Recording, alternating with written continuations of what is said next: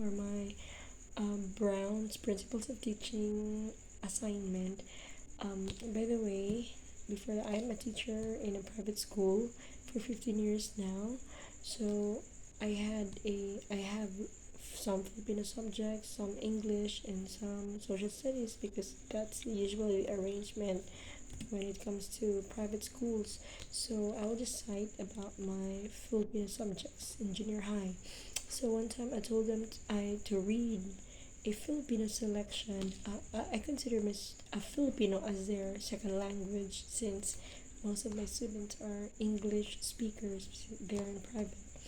So since it's a Filipino subject, I told them to read a story with theme about the Filipino negative and positive traits like colonial mentality, the close family ties, and the likes.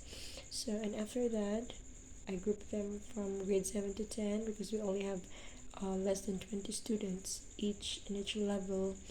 So and they're supposed to I told them to create about the mechanics. They are supposed to create a 3 to 4 minute originally made skit with the theme "It's More Fun in the Philippines," because it's gonna be a competition and they're going to present it to the stage and they will be judged, and of course the rubrics will be the costumes, music, technicalities, the script, and performance because they're supposed to perform. They're about to perform it in Buwan ng Wika culmination. So they're gonna perform it on stage. So after that, it was really fun, rewarding, and most of my students were really happy that they're part of the program. And of course, most of us were so happy with the performances. So the principles I have applied after assessing it are in a cognitive side, the principles of meaningful learning, since the topics are relevant to real life situations. Of course, the theme is "It's More Fun in the Philippines." So, as these principles have said, that there's going to be a better retention if it's attached to meaningful learning. I mean, applied to life itself, like the patriotism of the modern Filipino students. So, those are one of the theme. Portrayal of traditional and modern Filipino courtship and dating, which appeal to the students' interests. The next cognitive principle, the principle of anticipation of reward, since they're going to present it on the stage during the Buena Wika. And of course, there were rewards and certificates and recognitions.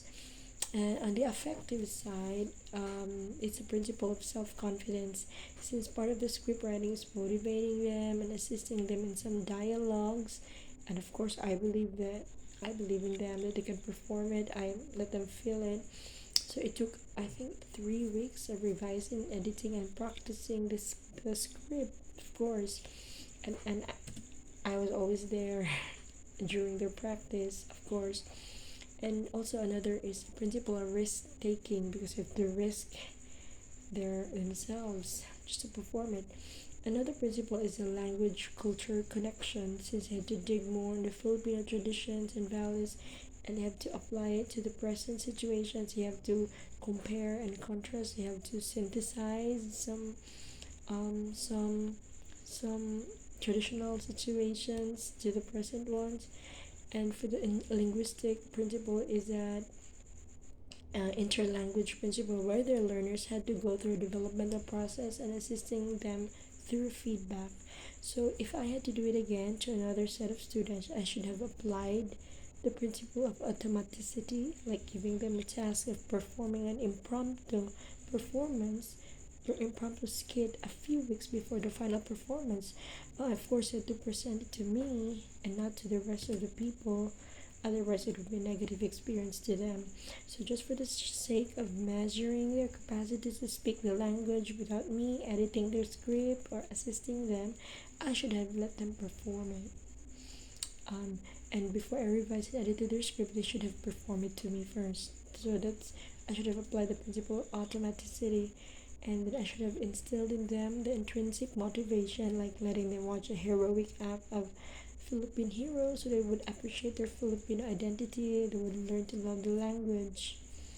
And then I should have paid more attention to individual performances, so the rubrics had to be revised, not only to judge them as a group but also as individual actors and actresses.